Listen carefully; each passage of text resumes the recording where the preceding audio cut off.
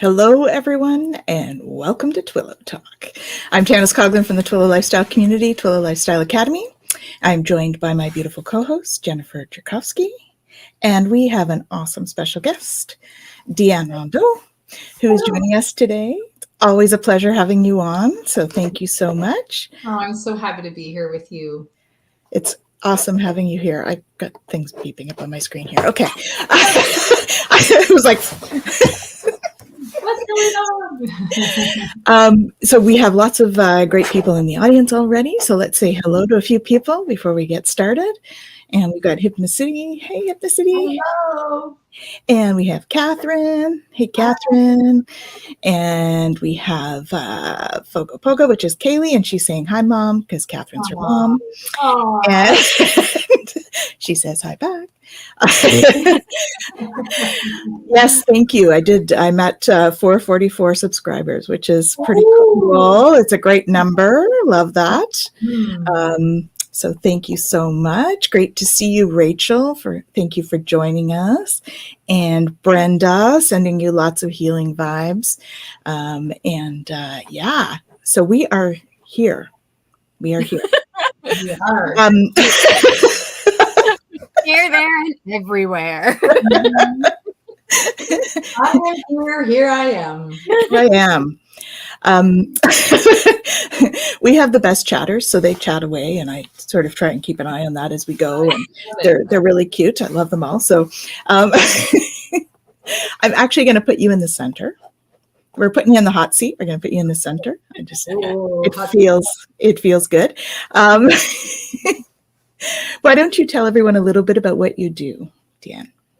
Oh, what do I do? Okay. Well, I am a Reverend of Metaphysics, which is all about our opportunity to connect more deeply with ourselves, our spirit, our God self. And so that has work that I have been doing, I think probably most of my life, but really diving in over the last decade or so. I actually went through a near-death experience. I went through two. And after my second near-death, I really felt the pull, after witnessing the angelic realm and communicating with angels. I knew that I had to dig a little deeper, because at first I thought, I'm losing my mind. People are going to think I'm crazy. And so I thought, I've got to start digging in deep. And so I went on an inward soul journey. I discovered the Akashic Records, which is my area of expertise. And so it's your jam. This is my jam. I love the Akashics. I'm very biased. They're like the best of everything, I think. But this is your soul's library. The Akashic Records is a space of consciousness where we basically get to have that direct connection with God or with Source. Now, some people say, well, DeeAnne, I pray, or, I meditate. Like, am I not tuning into that? Probably yes. Okay. You probably are already in the Akashic field, but now we've got this understanding of that dimension of consciousness, and we can now utilize it in a very different way, because we understand that it brings so much more abundance, vibration, amplification to this experience and to our intuition itself. So it's a pretty fun space to be in. Well, and there's so much information in there, right? I mean, so much. Everything that ever is, was, and ever shall be, right? The word Akasha is Sanskrit for primordial substance or beginning of time. And in fact, I had a linguist correct me, and she said it's Akasha. So that's actually how you say it, is Akasha. Akasha. So of course, in our English language, we've made it a little easier. So we call it the Akashics, but yeah. Absolutely. That's awesome. And we have someone else joining us here. We have Helena. Hey, Helena. Thanks for joining us, Helena. And she's asking if it's Hebrew. Rachel's asking if it's Hebrew. Well, the Sanskrit understanding is Akashic. We don't really have an understanding of where it comes from. If you were to do a bit of research, Edgar Cayce would be one to kind of look at, in which he discovered that in a trance state, he could tune into this vibrational frequency and get information. I mean, I believe it all comes from God and comes from source. So whether or not it's Hebrew, I think what I'm hearing is it doesn't matter. Yeah. It's just the name we put on it, right? It's really not the essence of it. So absolutely. Yeah. Cool. Mhm. Yeah. So how are you feeling with the energies right now? We usually do like a little energy update. So, do you have some stuff to share in terms of that? Absolutely. We are actually in this major shift. So a lot of people are going through these massive kind of purging of people and experiences. So what we're seeing is this big swing. It was like this summer, there was a bit of like there was a lot going on, but there was still a lot of stuckness. And just over the last couple of weeks, some things have gone woo. And so it's opened up these really interesting trajectories. And so a lot of people are saying, oh, my relationship ended. They're cleaning the slate. They're cleaning their homes. They're getting into this other space. They can feel this momentum or this energy, and they have almost like a new burst of energy. If you haven't gotten that burst of energy yet, hang in there, okay? Because some people are still on that tail end of it. But there is so much new pathways. Okay. I mean, everything always exists and energy cannot be created or destroyed, but I wanted to say new energy, but it feels like new energy, but it's really just the opening up of these pathways that's showing up for all of us. So now is the time to start leaning into your dreams, you guys. This is the time to start getting into creation mode, really leaning into what does your heaven on earth look like? Because this is where we're going, folks. We're moving into the space of really, truly coming into the heaven creation phase. It's a very exciting time to be alive, although also very uncomfortable. Yes. And most of us, people that are watching as well, most of us are here as light workers, and that's our role, is to step into that and really anchor in the light here. Yeah. And yeah. And we can get swallowed in the darkness, dense energy. I don't even like referring it to that because there's value in everything. Okay. So really from that perspective, there's value in all of it, but it's easy to get sucked into that, what I call the undercurrent of that, and going into fear and going into scarcity because it's so blasting us in all ways, whether it's TV, whether it's news, whether it's negative people that are in your life. We're constantly being inundated with this, oh, things are really hard, and look at the economy, and everything's so expensive, and da-da-da. So it's hard for us to stay in the vibrational frequency when we constantly have people that are like pulling at us, or energies that are pulling at us. They're not doing it to sink us, but most certainly it can feel like that sometimes. And our role as light workers is to say, there's value in that too. I can love those things, even though I don't agree with them or they're not resonant with me. I can still express love and compassion for those experiences and for those people, but I'm going to choose to go into creation. I'm not going to resist what is. I'm not going to fight against it, because that's what the energies want. The denser energies want us to fight. They want us to get into that distraction. Yeah. But our role is to not go there, but rather to say, what is it that I do want to create? Okay, if this, I'm not feeling it, it's not feeling good. What is it that I want to create for myself and for my family and the people that I love and for the world? And so that's the invitation, is to continue to lean into that. That's how we move through this, this very big transitional time that we are in. Absolutely. Yeah. Absolutely. And I know that the transits have a lot to say today too, right? Your human design. We do the human design transits every week. Yeah. And so there's always stuff there. I know our Schumann is at 59 today, so it's high. Well, and you guys, if you were with us last week, will remember, it was awareness through past experiences, right? Connecting the dots and just the machinations of the mind, right? And really working through that energy. And today we shifted. So if you felt a shift today, you're feeling this, and it might be, if it's got to do with friction, you're definitely feeling the transit. So we have entered into gate 6, conflict. Okay. This is the gate of friction. And it really is about the growth that can come from friction, right? And so we think about friction and immediately the word comes in and we go, oh no, I don't want that, right?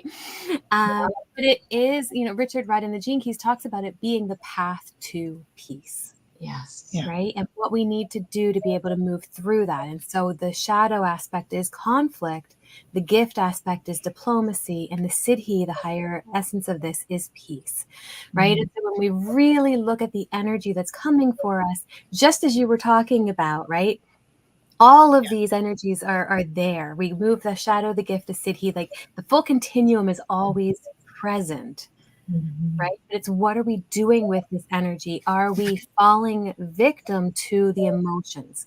Because this energy is that victim to emotions, right? And so we can either go into this kind of over attentive state, right? Or we can just become completely tactless in conflict energy. Right. And so what do we need to do to move through that? Really looking at what is it that's coming up for us, right? What is it that, friction, what comes in is like, what is it that's rubbing us the wrong way? Yes. Right. And whatever that is, instead of going, it's your fault and it's your fault and it's your fault, going, why is it rubbing me the wrong way? Why do I care? Why is this bothering me? What is it that I want to do about it? And that's going to move into that energy of diplomacy, right? What am I going to do? Am I going to address it? Am I not going to address it? Am I going to just let it be? Am I going to, move away from it, right? We have the ability to make these more proactive kinds of decisions when we're not in reactivity. Yeah. Right? And so really noticing when that friction comes in, it's coming in not because it's trying to do something bad. I mean, you think about friction creates energy, right? Yeah. Friction can do so many things. We create with friction.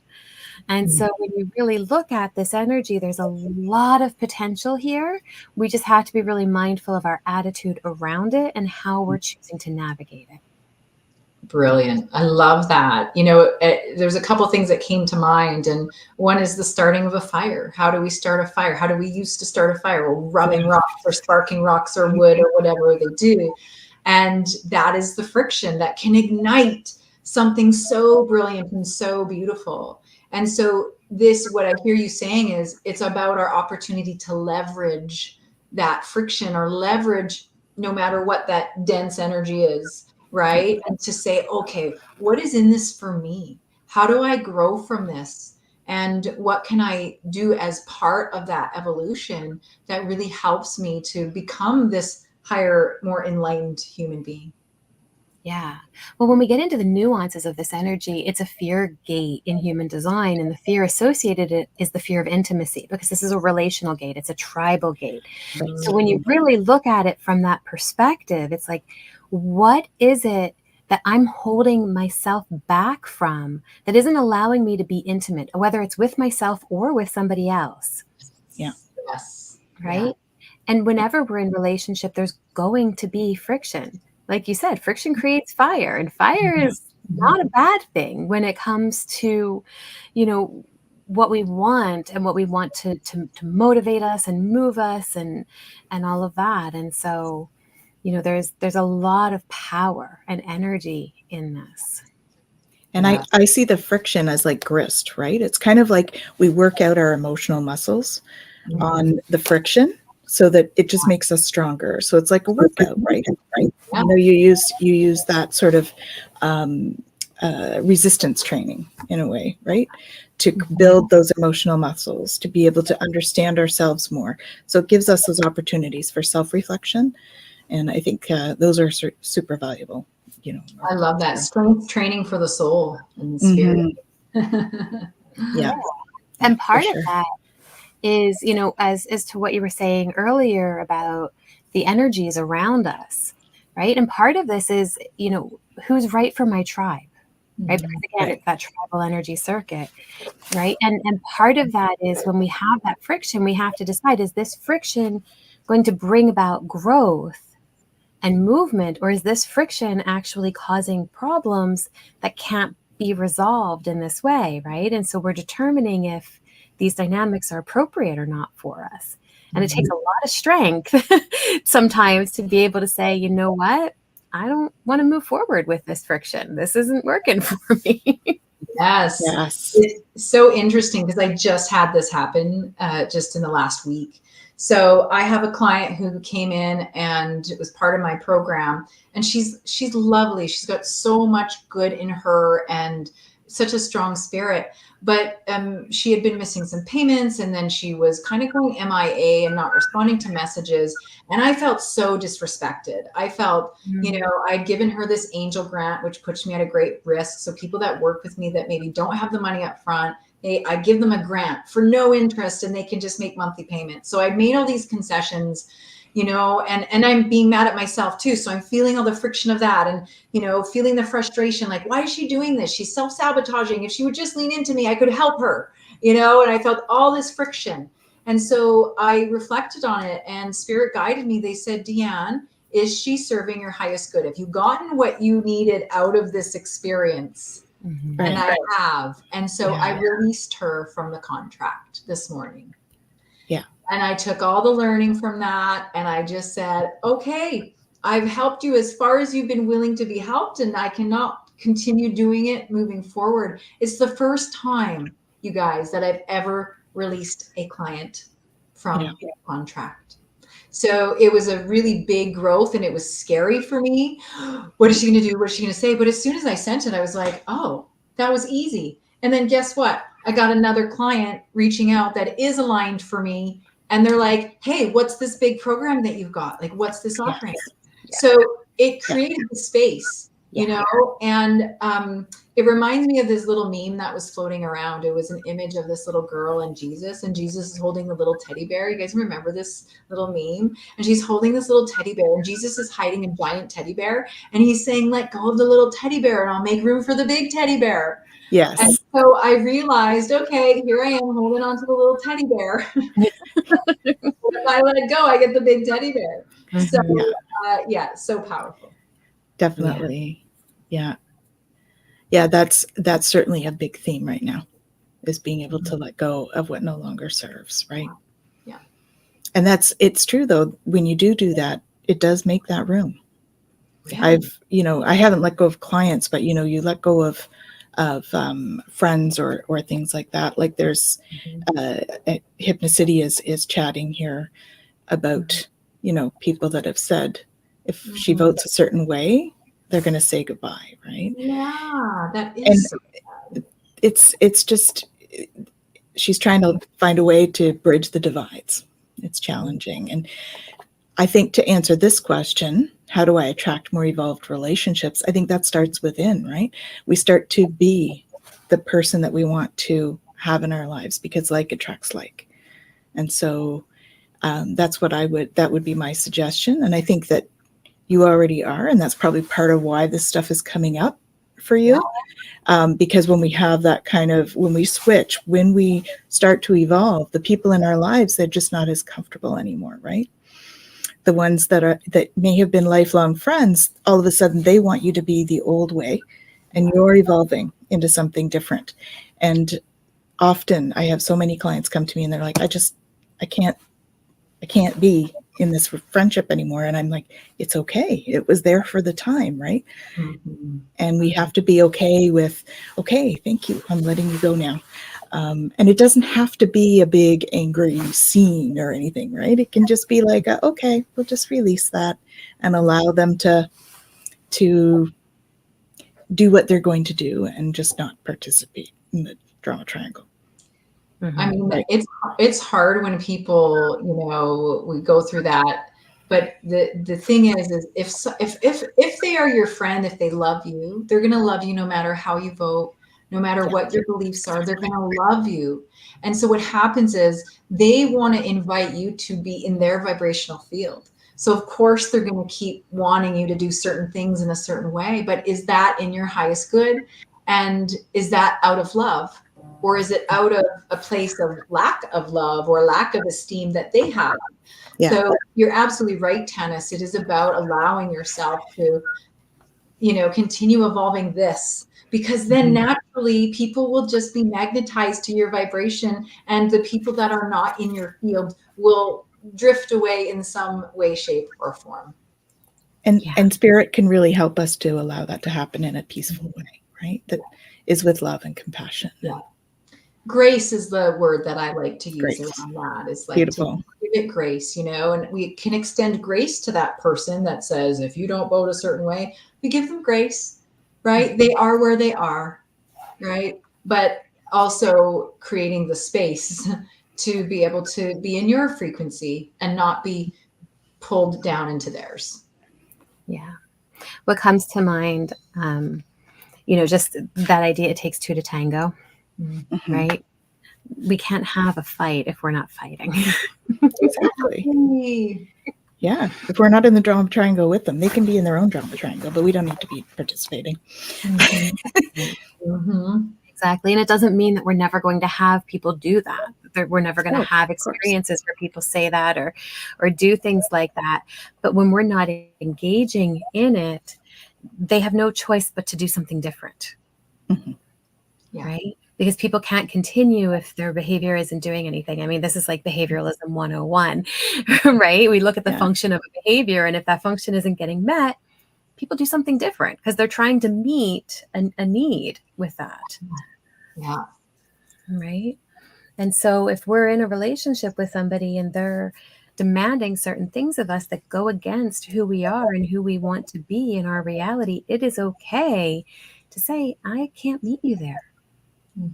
Right? I can't join you in that. And if you want to continue moving on this journey with me, I'm happy to keep on journeying. But if you want to go a different way, that's okay. Yeah. Right.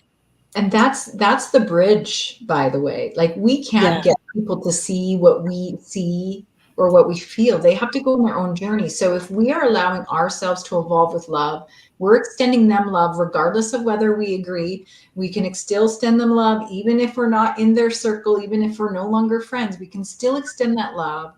But our role is to continue to build our vibrational frequency, because eventually what will happen is they're going to see you in joy. They're going to see your vibration. They're going to see your light shining, and they're going to say, what are they having that I don't have? I'm missing something. They will wake up in their own space and time. So continue to extend love and compassion for where they are. They're not a bad person. We're not persecuting them in any way. We're extending them love. I love where you are.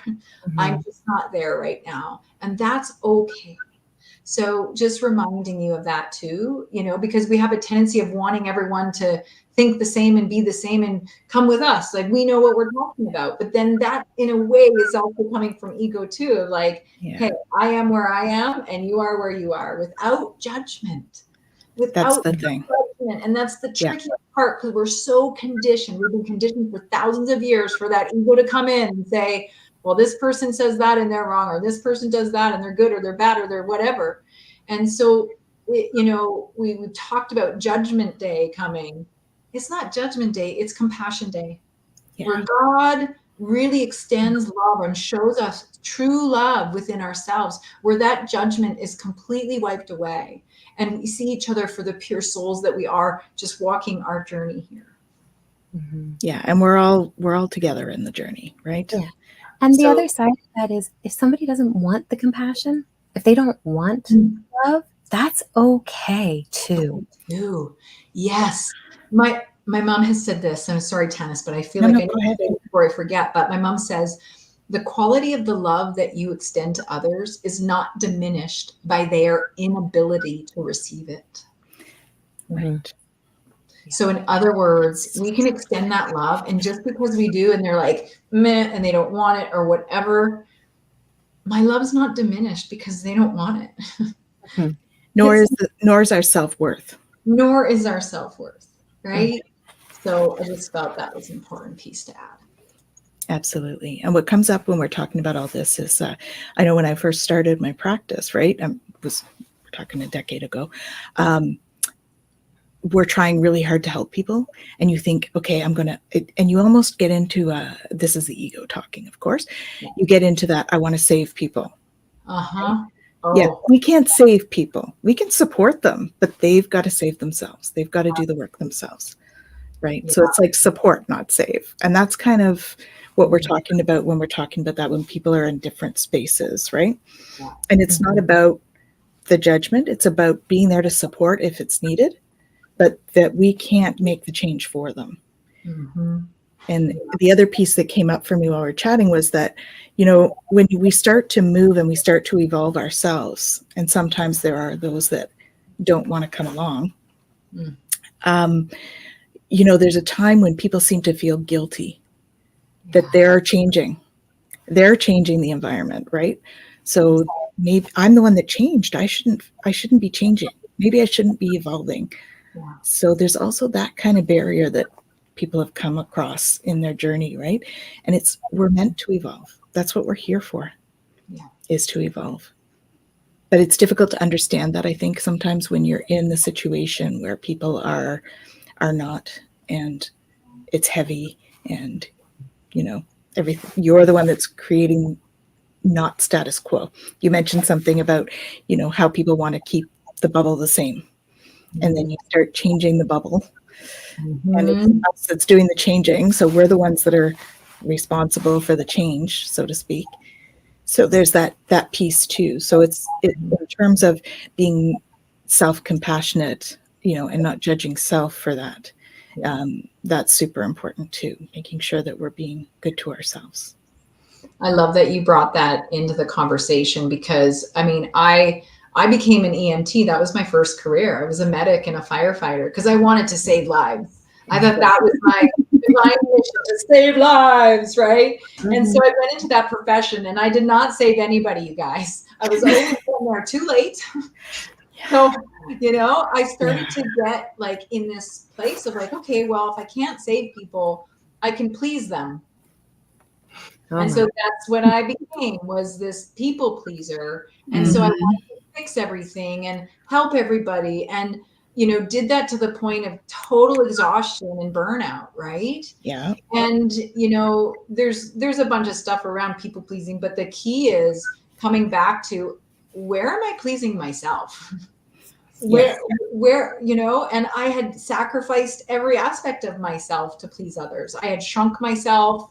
I had, you know, been dishonest with myself of who I was, you know, and that people pleasing I'm still recovering from, right? I mean, of course we want people to like us, to love us, right? We want to take care of people truly, but we cannot do that from the empty space, right? And if I'm completely depleted, I mean, what good am I to anyone? So I've really learned that I've got to please myself first, and really take care of myself and nurture this aspect to make sure that I'm pouring from an overflowing cup instead. And that means setting boundaries, like letting the client go today, which was terrifying for me because I'm the people pleaser, and I got to fix the situation, and I got to help her, you know, when I've already extended so much to this person, right? They've got to be willing to help themselves.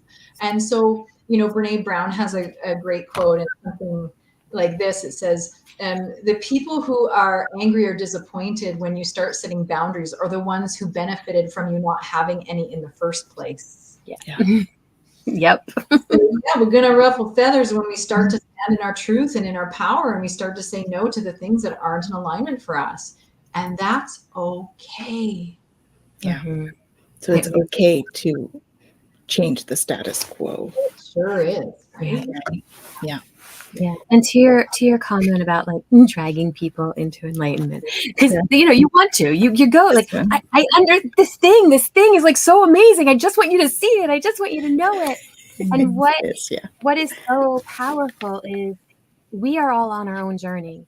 And even though we may find people who journey with us for a long time, we're still on our own journey. And we still experience everything in our own unique way. And so even if we each have a similar enlightenment experience, it's still going to be unique to each of us.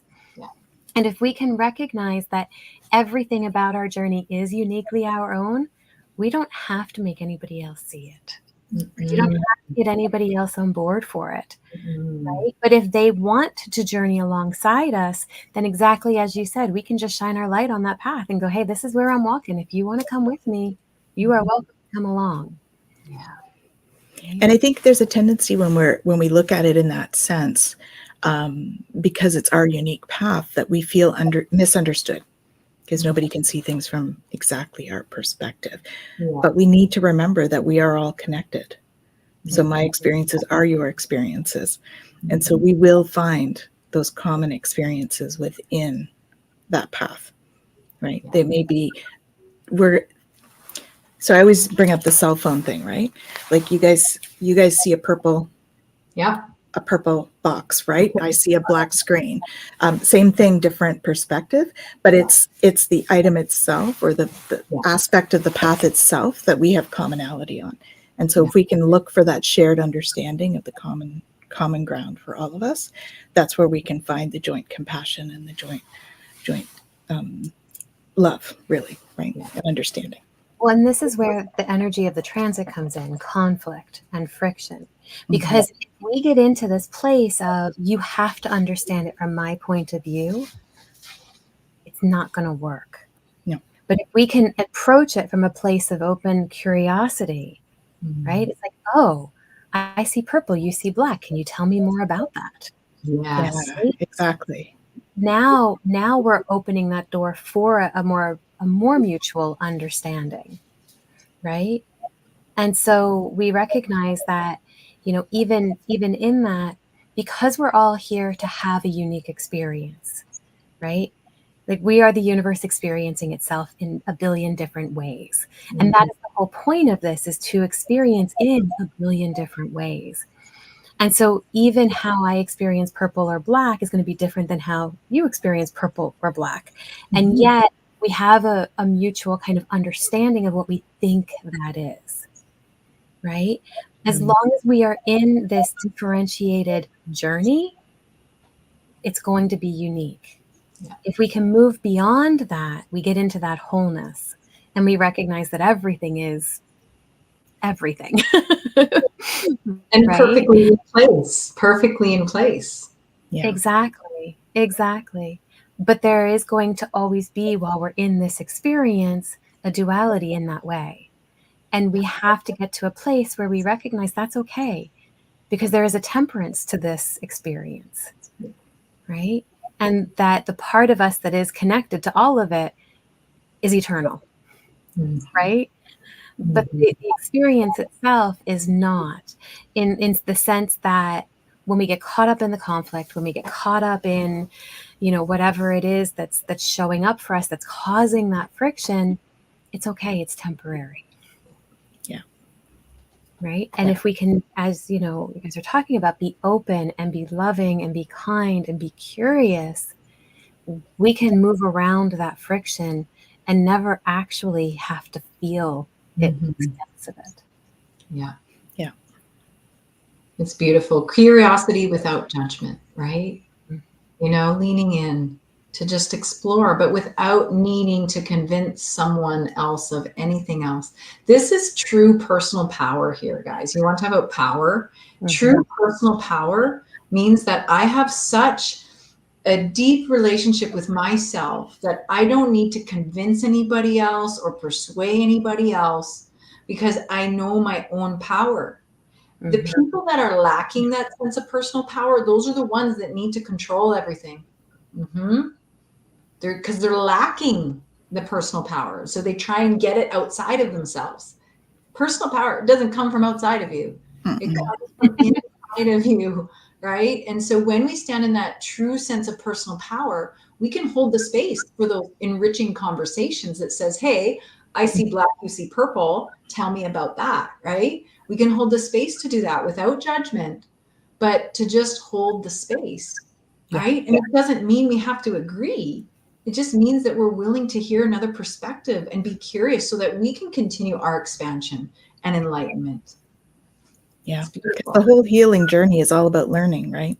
That sure is. Learning about us and learning about others. Yeah. That's why we're here. Yeah. For sure. So we've got some other comments here. So Catherine is saying we open doors for each other. And if someone's shutting a door, we need to leave it open ajar for future connection. Depending on that. Yeah. Depending on the situation. Because everybody can change. We are never the same person 2 days in a row. right? Yeah. So I can see why you say that. I've been judged for things I did years and years ago. I'm not the same person anymore, right? I've always been open to giving people another opportunity because I know that they're going to go through their evolutionary cycle. That's right. Yeah. Exactly. Yeah. Yeah. And in the spiritual realm, I mean, I bring this up often that justice isn't punitive in the spiritual realm, right? Justice is about it's about learning and understanding, right? Mm-hmm. And that's originally when we had a justice system, that was what it was about, right? It was supposed to be like, okay, you're going to have some time to go and learn and understand yourself. And, so there's a part of what our society has moved to is a bit of a heavier understanding of that term in terms of that. Punishment, right? Yeah. That's why I love restorative justice, because that's really what it was meant to be. Yeah. Mm-hmm. Mm-hmm. Bringing back connection and actually restoring a wrong that was done, right? And understanding, what happened and who was impacted, and really, it's about connection, not isolation. It's about connection, not about rejection. But yet, that's what we do in society, right? Oh, you did something wrong. Push them away. Condemn them, right?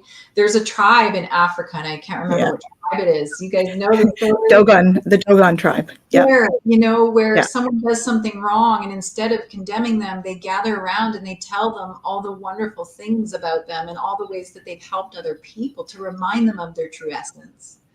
And I think that's such a beautiful way, because it's going to get to them in their spirit, and they're going to say, oh my God, what have I done? And they're going to go through their own process of understanding and maybe even forgiveness in that experience. And I think we've kind of unfortunately done ourselves a disservice by this idea of condemnation and putting people in corners and boxes and, pushing them away instead of giving them the reminders of who they really are. Yeah, the cancel culture that's out right now, it hurts me. Like it hurts to see. I'm an empath, and I see that, and you think, oh, that poor person. Like we all make mistakes, and yet one person makes one mistake, and they lose their whole career over one. And it can be a small one. Like the cancel culture right now is very extreme. So, I get it if there's something in there, you're actually putting somebody at risk or whatever, right? I'm not talking about those situations. I'm talking about a celebrity says something wrong because they misspeak. Yeah. So I would like to, challenge everyone. When have you done that? Mm-hmm. Right? So why do we cancel people like that when we all have done it? Mm-hmm. Just because we didn't get seen on TV doing it. Yeah. Right? Yeah, and that's where compassion. Yeah. We've got to stop throwing the stones, right? Yeah. And again, that's coming back to that deeper aspect of compassion of like, okay, they did a thing. Am I judging them for doing the thing? Have I ever done the thing? Right? Yeah. Yeah. Yeah. Yeah, exactly. He says we're in no position to judge anyone. No. We've all done stuff. Yes, ma'am. Yeah.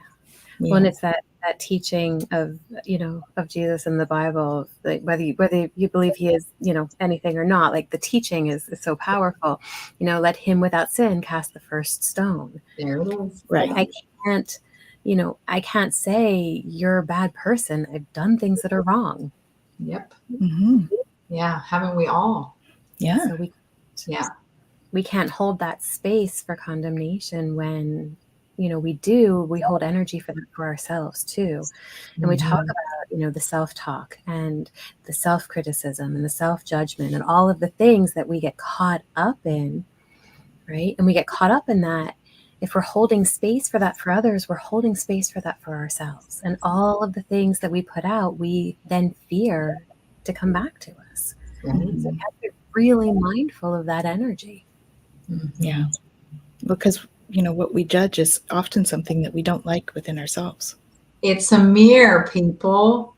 Come on. It's like a mirror staring us in the face. When I find myself or catch myself judging, because I do. And we're human. So I do want to say that we're all human. we get in that cycle. Now I'm judging myself for judging, Yeah. it's a vicious cycle, but it really is a beautiful opportunity for reflection. So when I catch myself, I say, okay, what is it in me that is, in disharmony or in need of some tenderness and some love, and that oftentimes brings about this great opportunity for more evolution and more insight for myself. Yeah. And the self-compassion is key. Mm-hmm. And it in is all of that. into the energy of that spiritual bypass. Yeah. Get into, I can't judge and all of that. No, we really can't. And yet we do. And we have to acknowledge when those things come up inside of us. We have to acknowledge those shadow aspects and go, oh, yeah, that shows up for me. There it is again. I'm doing it again. Okay. And then love that part of us, because it is a part of us. And until we actually acknowledge it and love it, we cannot move beyond it. Yeah. Well, and that's like the Dogon tribe thing, right? So instead of our community doing it for ourselves, so that we see all our beautiful qualities. Yeah, pouring that love into ourselves. I was raised Catholic, so I had a whole lot of guilt and shame, and I would self-punish. So self-punishment has also been a theme for me around all of this, of like, oh my gosh. I remember I was I was grade 7, I think, and I was on the bus, and I don't know what I was thinking, but I put gum in someone's hair in front of me. And it wasn't like I didn't like her or anything, but like, I think I was egged on by a friend or something. And I was just like, I don't know. I guess I was curious about what that felt like. Oh my God. I felt like such a bad person after that. And I sat in guilt and shame for weeks and weeks thinking, how could I have done such a thing? It was good from the sense of like, I will never do that again. Right. It was a really good, okay, now I know why I don't do those things. Part of it too was I was bullied really, really badly. I was a new kid at school. I got pushed around. I got name called. I had a hate letter written to me with a list of all the things wrong with me. So, I had to go through that process, but I sat in that guilt and shame, and I asked for forgiveness, and I thought I was going to be down to hell because of that one thing that I did. And so, this idea that if I punished myself enough, if I felt really, really bad and I was in pain, emotional pain because of it, then I would be forgiven. Yeah. Isn't that interesting? Mm-hmm. And feeling bad is a compass for us. Is to say, hey, maybe that wasn't the nicest thing or the best thing you could have done. But it is not for us to sit and soak in the cesspool of that, no? Right? No. As soon as you realize, oh, I did something wrong and I can now maybe do something to adjust, right? Because guilt comes in because we either did something we shouldn't have done or we didn't do something we should have done. And so if we allow ourselves to do something about that in some way, whether it's praying, whether it's going to the girl and saying sorry or whatever it is, we should be alleviated of that. But for me, even if I rectified it, even if I said I'm never doing that again, I would still sit in that. Anybody relate to that? And so for sure. That. And so, and then that starts to breed into that shame. And then of course, shame breeds in silence, right? And so then we really sit in it. And so, this is why I have compassion for people. And I like to give people extra chances, maybe too many, because I want to be able to move that energy for them and help them to move out of whatever that shame or that guilt is. But at the same time, like you said, they've got to save themselves in that. And that's what I ultimately came back to is like, okay, am I really helping myself by feeling so bad? I've done what I've needed to do, and that's where that forgiveness piece comes in, because the more we can forgive ourselves, the more that we can forgive everyone else who's ever done anything wrong by you. Mm-hmm. Yeah. And that just enables us to feel more love when we can release that stuff. Yeah, absolutely. Yeah. And that speaks to being in the present moment too, right? Because guilt and shame are really like past focused. And, worry and anxiety is about future focus. So if we can stay in the moment, doesn't mean we don't do all of that sort of like self-reflection on the past, but it means you do the self-reflection and then leave it there. Absolutely. and Yeah. move into the Yeah. present moment. Back to here I am. You know, that's how I get myself into presence. If I'm struggling with something in the past or the future, I just say those words, I am here I am. And I'm brought back into this moment of time. And that really helps me to keep myself in check. Mm-hmm. So simple, yet so powerful, right? Yeah. Definitely. Yeah. And I think that's it with all of the emotions, is getting the message from the emotion as opposed to being stagnant in it. Yeah, exactly. And Brenda says, thank you, ladies, for your words of wisdom. I felt a lot of emotions after hearing you all, but hearing to forgive and have compassion for self lifted me up again. Thank you. Beautiful. Yeah, it's so important because we are all human and we're here to learn, and we can't learn without making mistakes. You know, when we're toddlers and we're learning to walk, we fall how many times before we actually get going, right? We do the same with everything. Trip and fall. It happens. Yeah.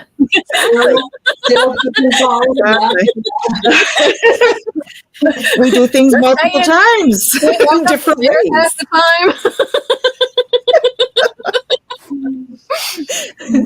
It's part of our experience, right? Yeah. Yeah. And the more that we can just allow it to be experience for experience sake.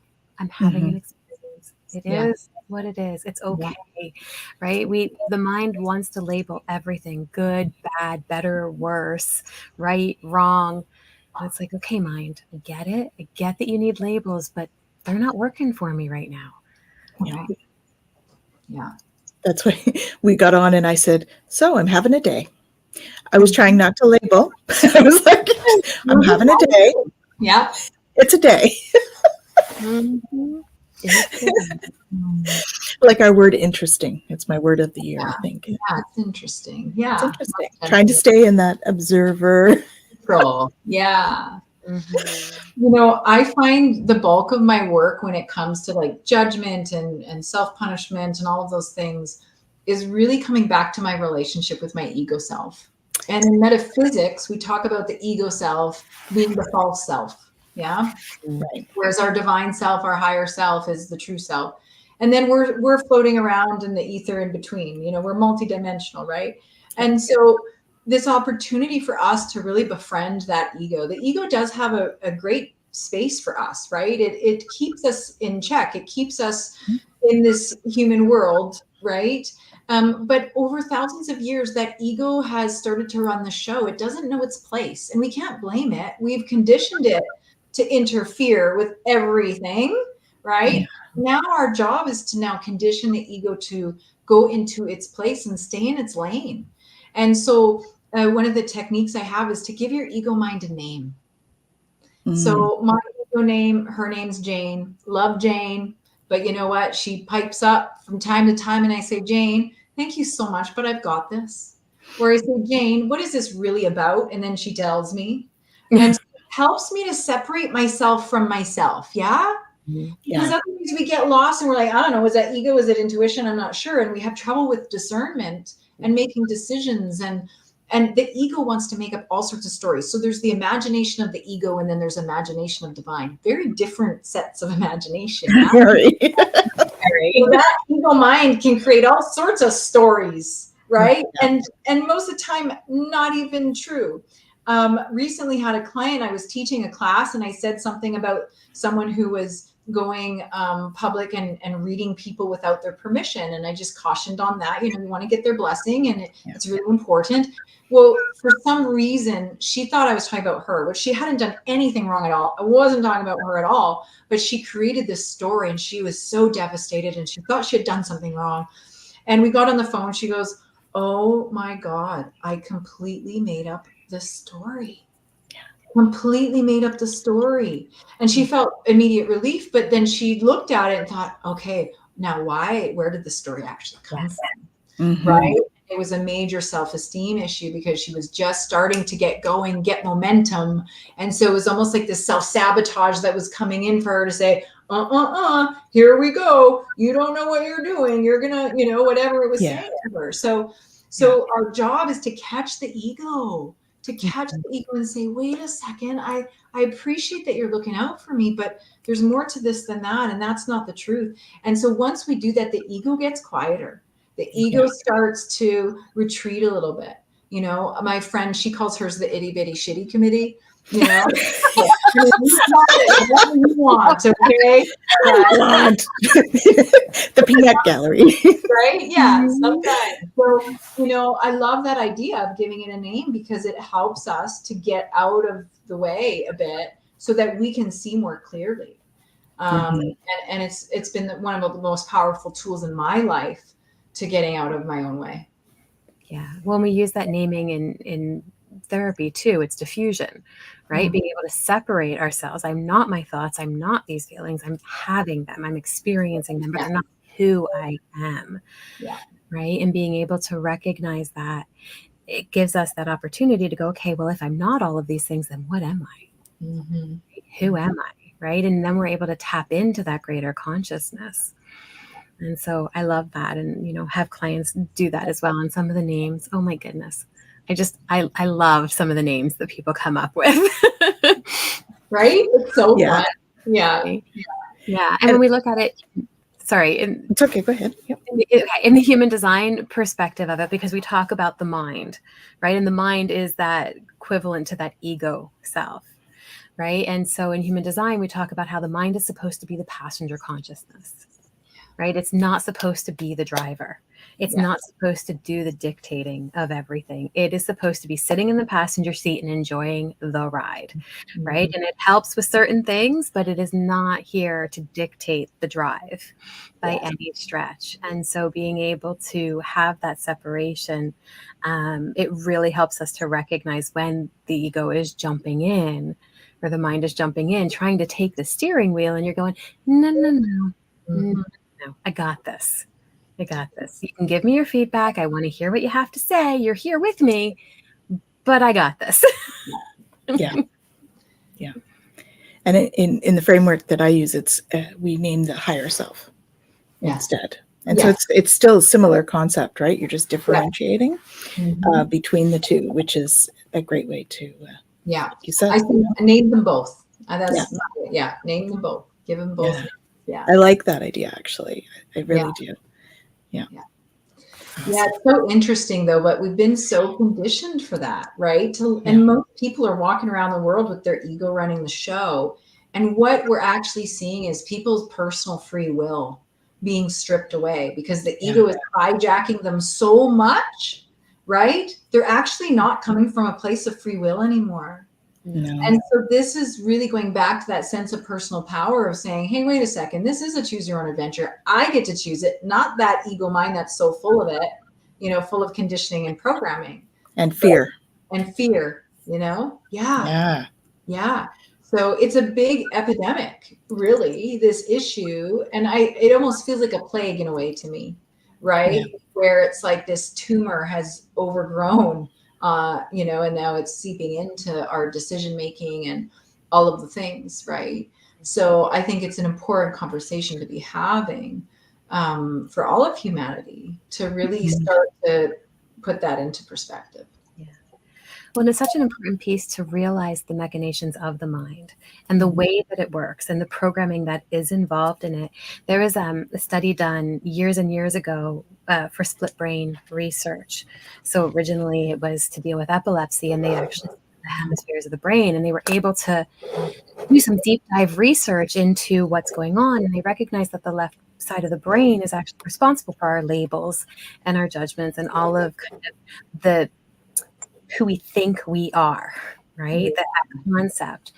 And what was absolutely mind-blowing is what they would do is they would actually show certain things to the right side of the brain and then ask the left side of the brain, which would respond, why people did certain things or why they felt a certain way. And the left brain would make up a story based on the information it had available to it that had nothing to do with what actually happened. Yes. Right? So incredible. Yeah. So when you look at that and you go, okay, hold up. This is what my brain is doing all the time. Now, crossing between our hemispheres But our left brain is still doing it. It is still making up stories about our reality, and we're believing them. And that's what we're living based on. This is so potent, because I was finishing up a degree. I also have a degree in health management, and I did it all distance over raising my children. And the second last class before I was getting my degree, I actually had failed a test, and I'd never failed a test ever before. But, you know, I justify that it was because they didn't test us on the outcomes. They tested us on all the stuff that, you know, they shouldn't have tested us on, coming from a teaching background as well. Anyways, I failed it. And so on the last class now, I'm about to get my degree. It's my final exam of my final class to finish this degree that has taken me 10 years. And I went and wrote the test. My brain, my mind had told me I had failed that test. I was so sure I had failed that test. And I remember just trying to get to my car and holding back the tears. And when I got to my car, I just bawled and called my husband at the time. I said, I failed. Oh my God. Like, oh man, like I can't write tests anymore. You know, all of this, because psychologically, my brain was saying, oh, you failed before, you failed this time too. So I had so much anxiety about it. So I messaged, it was a Easter weekend. I messaged my prof and I said, I'm pretty sure I bombed this. Could you just give me some peace? I know it's the Easter weekend, but is there any way that you've marked the test and you can let me know? She sent me an email back. She goes, I don't know how you think you possibly failed. You got 86% and you got one of the highest marks in the class.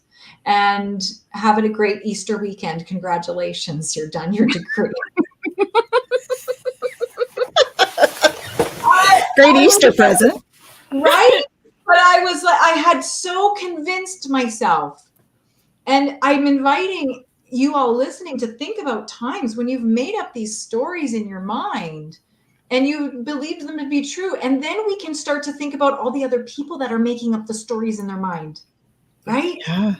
And so then we can have compassion for them too, because we know that we've done that too, that we've made up these stories about people, about experiences or whatever it is. Yeah. So I just, that story just stands out to me because I had convinced myself that it looked this way when it didn't look that way at all. Yeah. Isn't that crazy? Yeah. And we do it. Yeah. We do. All the time. I ask myself now, what stories am I telling myself? Yeah. Right? Yeah. What story am I telling myself about this? Is that true? Yeah. Well, and I've asked my husband that. What story are you saying? What story are you telling yourself about this? Yeah. You know, with compassion, of course, in terms of course. Let's get shared understanding. Yeah, of course. So, yeah. Yeah. Beautiful. Well, we had our 5-minute warning. We did have our 4 minutes ago. We have Kaylee is always great for letting us know we have a 5-minute warning. And yes, me too. Hypnicity, time just flies. Catherine would love us to bring you back. We would love to have you anytime you want to come. It's awesome. And so usually in the last 5 minutes, we give them some home play. I don't like the word homework, so it's home play. I call it own work. Own work. Okay, cool. Good too. It's that too. As is the case for all things, you can't make this stuff up. This is the one that fell on out of the deck. You are not a victim. Yeah, you can't make this stuff up. You know, here we go. All right. All right. You are not a victim. We know that you have had struggles and hardships, grandchild. That difficult time is over now. Remember, you are a child of the Creator and a powerful being. Do not let your painful experiences overshadow who you are. Do not be seduced by the victim role. What is the payoff? Maybe people feel sorry for you when you are feeling bad, or maybe others feel guilty when you tell them your story. These are temporary rewards and will never reflect the sacredness of your being. Repeating your story over and over locks it into your experience. Life is a circle, and the cycle of victimhood needs an oppressor. Do not call in more oppressors. Remember, your relatives love you, and will play any role you wish them to play. You are that powerful. Own your pain and let it flow onward. Free yourself from the cycle and create a new story, one that does not rob you of your mighty and joyful life. Dream a new dream for yourself and remember the nurturing nature of the sacred feminine. Oh, how on point. What a summary that was. Yeah, it really was. That's why we started doing those cards, because inevitably it sums up what we've been talking about like that. It's amazing how it works like that. Yeah, Spirit's just guiding us always. It's awesome. Yeah, it's so It's awesome. good. So DeeAnne, tell us what's going on for you. What have you got coming up? Oh my goodness. Okay, so I wrote a book, and it is called The Ark. It is based on my near-death experiences, but it is a fictional character. So I wanted to separate myself from it because it's a story for the world, and it wasn't my story. It was a story of everyone. Talking about my gifts and holding back on my gifts, and then going into the realm of the angels. So it follows this beautiful story of this girl who goes and hangs out in the Ark, which is the angel realm, and learns all these beautiful things. So it's like the Celestine Prophecy or the Alchemist. If you read those books, you have an idea. Beautiful story, and I'm so proud of it. It has been almost 2 decades in the making, believe it or not. So, so I've got that book coming up, and so we'll be sure to share some of those links. And then, if you are interested in the idea of creating your heaven and what you need to know to help you in that creation phase, I have this really fun little quiz called the Soul Blueprint Quiz. And you can kind of figure out, okay, where do I fit? Am I the healer? Am I the gypsy? Am I the wizard? And it really helps you just kind of to reflect and direct. And then from there, at the end of that quiz, there's a gift. There's a free session with either myself or someone on my team. So that gift will be available to you guys as well. And we'll put those in the links for you. Absolutely. So that's awesome. Thanks for asking. Yeah, and thank you for joining us and sharing all of your beautiful wisdom with us. And Jen, what have you got coming up this week? Yeah, so I don't have anything else this week, but next Monday at 2 Eastern, so before our next Twillow talk, I'm going to be on with Gerald again for Laugh and Learn, and we're going to be talking about mental health.